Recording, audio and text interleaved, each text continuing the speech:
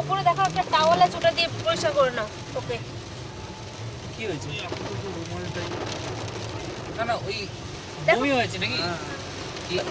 ওই blue wait কালারের টিস্যুগুলো কোথায়? টিস্যুগুলো দিয়ে মুছু। টিস্যুগুলো তো আছে।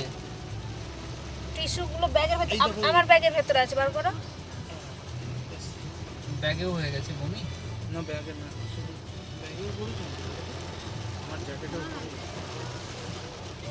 হ্যাঁ না